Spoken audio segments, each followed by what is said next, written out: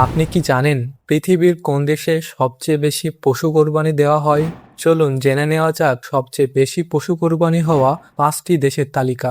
Number 5, Saudi আরব। Saudi আরবে প্রতি বছর হজের সময় প্রচুর পশু কোরবানি করা হয়। সৌদিতে প্রতি ঈদে প্রায় 10 থেকে 20 লক্ষ পশু কোরবানি করা হয়। এর মধ্যে ভেড়া ও ছাগলের সংখ্যা বেশি। নাম্বার 4, তুরস্ক।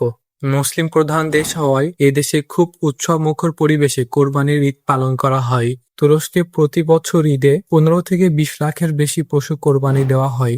Number 3, Indonesia.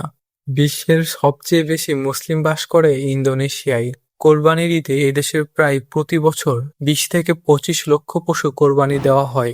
নাম্বার 2, পাকিস্তান। পাকিস্তানে প্রায় 24 কোটি মুসলিম বাস করে। এখানে কোরবানির পশুর সংখ্যা প্রতি বছর প্রায় 70 থেকে 80 লাখ, যার মধ্যে গরু, ছাগল, ভেড়া এবং উট অন্তর্ভুক্ত। সবচেয়ে বেশি অবাক করা ব্যাপার হলো এই তালিকার 1 নম্বরে রয়েছে বাংলাদেশ। বাংলাদেশে প্রতি বছর 1 কোটিরও বেশি পশু কোরবানি দেওয়া হয়, যার মধ্যে গরুর সংখ্যা সবচেয়ে বেশি।